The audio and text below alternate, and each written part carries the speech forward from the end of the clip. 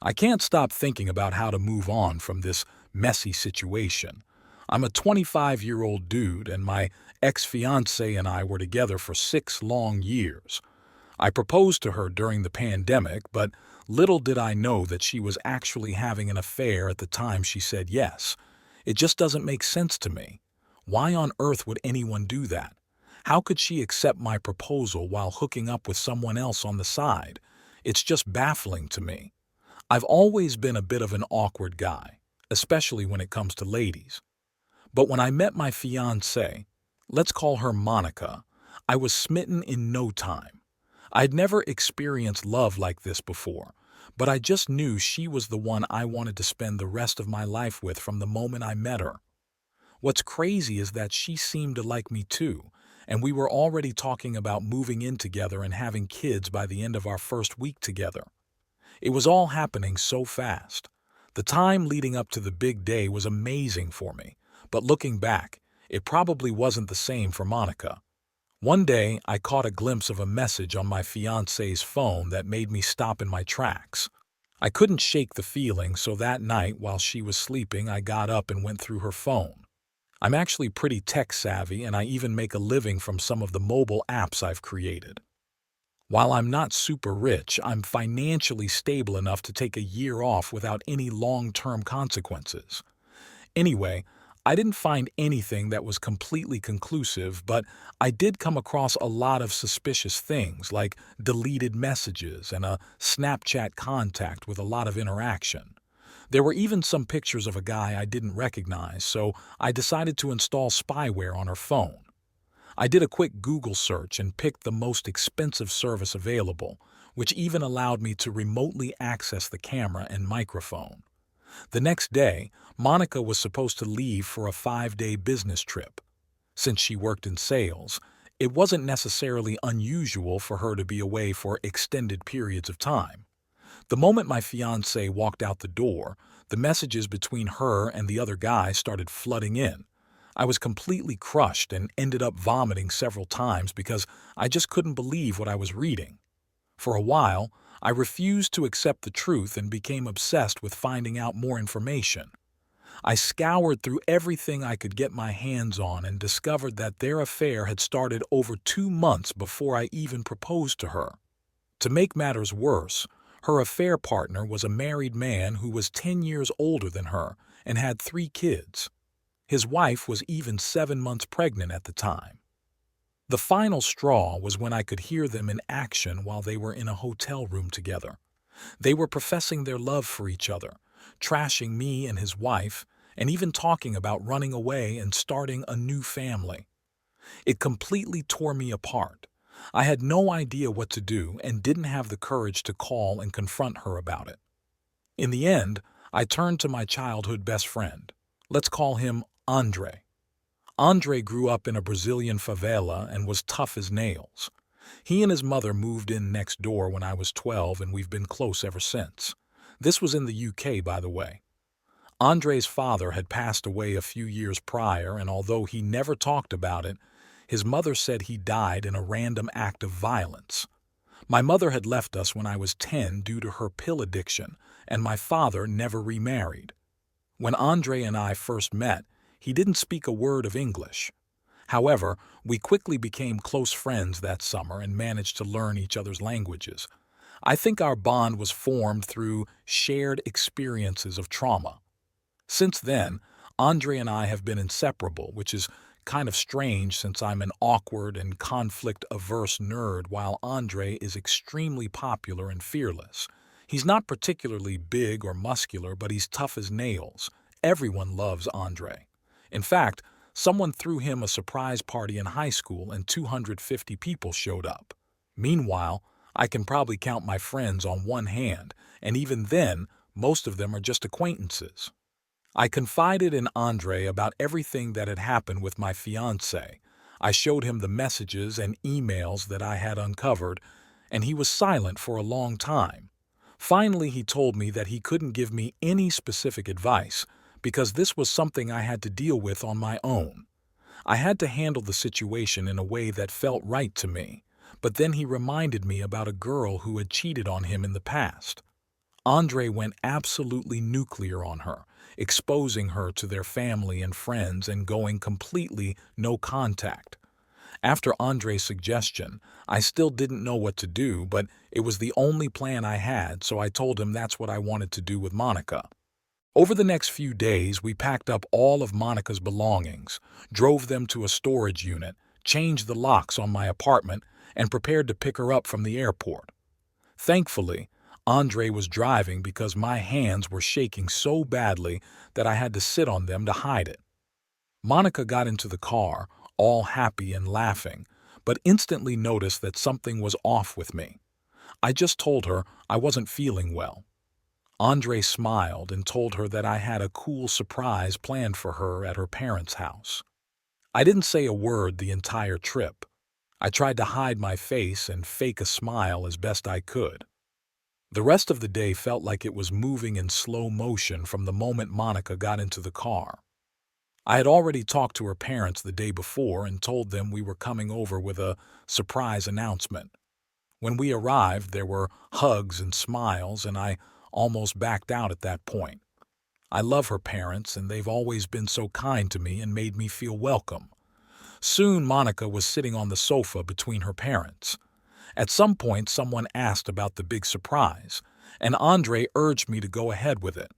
I started by expressing to Monica's parents how much I appreciated them and how grateful I was that they had accepted me into their family with such warmth. But then I started to choke up.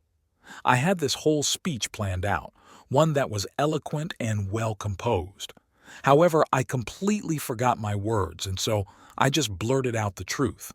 Monica has been cheating on me with a coworker who has kids and whose wife is 7 months pregnant. The engagement is off, the wedding is off, and our relationship is over. Monica, your things are in a storage unit. Without saying another word, I dropped the key to the storage unit on the floor and declared, "This is goodbye forever."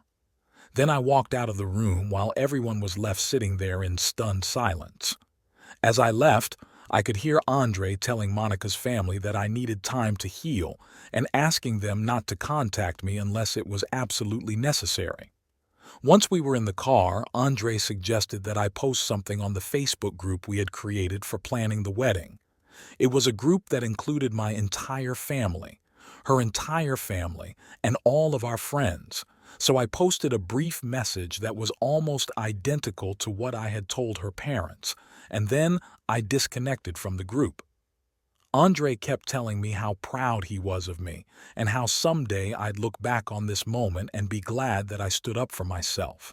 But to be honest, I was just stunned. None of this felt good or real. Our next planned stop was to go to the AP's wife's house. When she answered the door, I blurted everything out without even introducing myself. I think she even slapped me at one point. As I gave her a thumb drive with all of the evidence on it, her husband appeared from around the corner. His wife immediately started screaming at him, telling him to leave and not come near her. He tried making excuses, but as soon as he took a step forward, Andre was right up in his face saying, "You heard the lady, get out." After some more arguing, he eventually packed a bag and left. Andre stayed and talked to the wife for a while, but I was just trying to process everything that had happened in my screwed-up life. In the end, the wife invited us inside, and Andre called his mother. We ended up staying there for the night until Monica's father could come and pick her up the next morning. She was too scared that her husband might come back and didn't want to be alone. Inside, I felt completely invisible. Nobody seemed to see me or even notice that I was there. I just sat there, silently crying to myself. I knew that Monica was in a much worse situation than me, with her being married and having kids, but it still hurt me deeply that nobody even bothered to look at me. Eventually, everyone fell asleep, but I was still wide awake and crying. In that moment, I decided that I couldn't take it anymore and that I was going to end my life. I started searching for pills, but I couldn't find any, so I grabbed a long tool and planned to just push it through my heart. I held the tool towards my chest with both hands, and as I took a deep breath, the tool went under my rib cage and penetrated about a centimeter. I have no idea how long I stood there. But eventually, I left the tool on the table and went back to my chair, where I spent the rest of the night crying. I just couldn't wrap my head around what was happening to me. Monica's father arrived at 5:30 in the morning, and I opened the door to let him in. Despite my disheveled appearance, he remained surprisingly calm and asked me how I was doing. I mumbled some incoherent words, and he went inside to find his daughter while I just stood there, holding the door. Shortly after, Andre came out to talk to me, but I just stared at him for a minute before passing out. The next thing I knew, I woke up in the hospital. It's been 3 months since then, and Andre stayed with me during the first few weeks after I returned home, because he was afraid I would try to harm myself again. I haven't spoken a word to my ex-fiancée since then. I changed my phone number, blocked her email address, and cut off all access to her on social media. She has shown up at my door a few dozen times, talking through the door for hours on end, begging for forgiveness and telling me how sorry she is. She claims to have ended things with the AP and that his wife is now divorcing him. She also says that she got fired because the AP's wife reported them to HR. Every time Monica comes to my door, I just sit right inside and listen to her while crying. It's like I'm torturing myself, and I haven't responded to her yet. She's even told me that she can see the door move when I lean against it, so she knows I'm there. Even though I still love her like crazy, I haven't healed anything. My heart and soul are just too damaged. I'm filled with anger, hatred, and shame, and I know I can never go back to her because it would completely destroy what little self-esteem and self-respect I have left. The confrontation at her parents' place and telling the AP's wife didn't make me feel any better. If anything, I regret not just walking away. People keep telling me that at some point I'll go numb or become indifferent, and I hope that day comes soon because every day right now is like nightmare. I decided to reach out to her parents to see if they could talk to her and convince her to stop showing up at my doorstep. Honestly, I couldn't care less about her reasons or what she wants. I now understand that the person I thought she was and who she really is are two completely different people. All I want now is for her to disappear from my life so I can start moving on. Maybe I'll even get a cat or something to keep me company, but before I could talk to her parents, her father surprised me by showing up at my door with a six-pack of my favorite beer. He asked if we could talk, and I agreed, suggesting that we could walk and talk instead of coming inside. I didn't want him to come in because my apartment was a mess, and I was afraid that she might suddenly appear at the door. Plus, I wasn't sure how awkward the conversation might get, and I didn't want to have to ask him to leave. I'm not good at confrontations, as you know. He opened 2 bottles of beer and began talking. At first he apologized on behalf of his daughter, and then he revealed that his wife and daughter had been urging him to talk to me in order to get me to talk to his daughter. He went on to say that he had no intention of doing so, but rather supported my decisions and actions. He called his daughter spoiled and selfish and expressed his hope that she would face the full consequences of her actions and become a better person in the future. Suddenly, he got really strange and started asking me a lot of leading questions about how I was doing. It was obvious that he was hoping to hear that I was in a lot of pain, almost as if he would enjoy seeing me suffer. His behavior unnerved me, so I lied and told him that I was completely over his daughter, that her actions didn't bother me much, and that I was happy and moving on. He looked disappointed when I told him I was over his daughter. I couldn't figure out why. Then he started talking about how much pain my ex was in, but something about his tone seemed off, like he was trying to hide his excitement about it. At that point, I knew I had to get out of there. I made up an excuse and left, but I'm moving on now, thanks to the support of strangers. It's still painful and my confidence has taken a hit, but I'm ready to leave all of this behind. In fact, I'm starting to think that maybe I dodged a bullet not just with my ex, but with her family too. What kind of father takes pleasure in his child's suffering? After getting feedback on my previous post, I realized that I may have misjudged her father's intentions. I've always respected him and he has been great to me. So I decided to give him a call and talk to him. It turns out that you guys were right about his leading questions. He was hoping that there was a chance for me to reconcile with his daughter because he thought I was good for her, even though he acknowledged that she didn't deserve me. This made me feel good about myself for a while, knowing that he recognized my value. As for his smile when he talked about his daughter's pain, it was actually the result of a lifelong argument with his wife about her parenting style. He had always warned her that spoiling their daughter and not giving her discipline would lead to severe negative consequences in the future. His biggest regret was letting his wife overrule him on this. He wore a big grin on his face, eagerly anticipating the moment he could prove himself right to his wife. When I asked him if there were any issues between us, he joked that maybe he should get a divorce. Apparently, after confronting his wife and daughter about me, things didn't go well. But this time he refused to back down from the fight that had been brewing for some time. As for Andre, he's been his usual great self. He's been my rock, supporting and encouraging me through it all. Now that I'm finally out of that toxic relationship, I see how spot on he was. I stood up for myself, which is something I rarely do, and I feel amazing for it.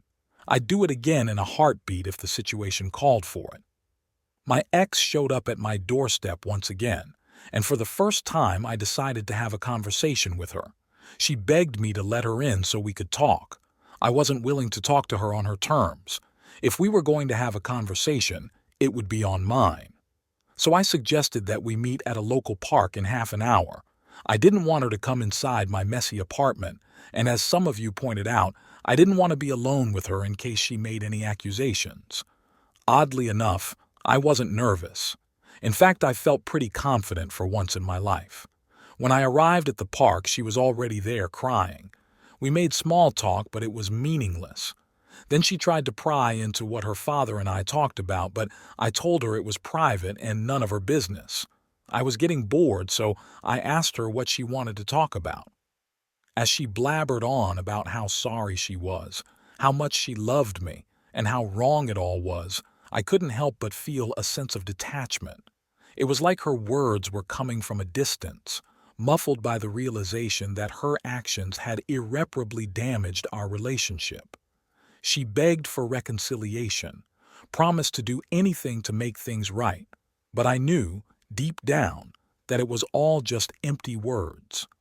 Despite all the hurt, anger, and resentment that I had been carrying, I found myself saying that I forgave her. I didn't want to carry the weight of those negative emotions any longer, but forgiving someone doesn't always mean forgetting or reconciling. When she brought up the possibility of us getting back together, I shot it down without a second thought. It was clear to me that someone who claimed to love me could never have treated me in the way that she did. Her words fell on deaf ears as I reiterated that her actions had proven beyond a doubt that she wasn't a nice person. Nice people don't inflict such pain on the ones they claim to love. I couldn't trust her anymore.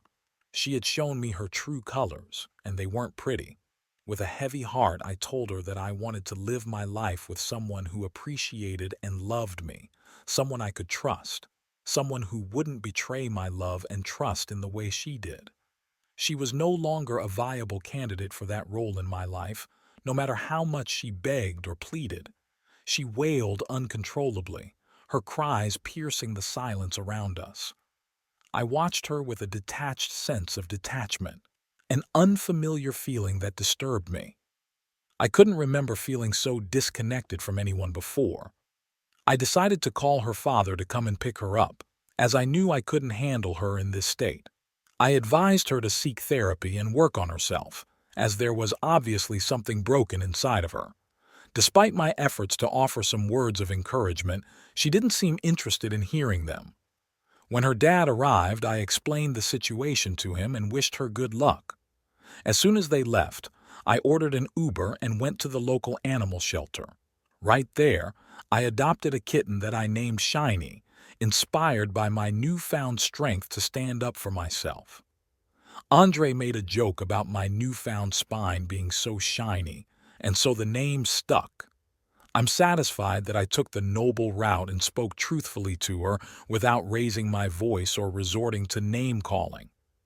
I've been enjoying the company of my delightful kitten, having a blast with it, and later on Andre is going to drop by to share a couple of drinks and play some video games. I'm heartbroken about my ex. I feel compassion for her. Although I will miss the good memories, I'm all so grateful that it's over. While some of the feedback I got from you folks was unpleasant and challenging to accept, I believe it was what I needed to hear in order to move on.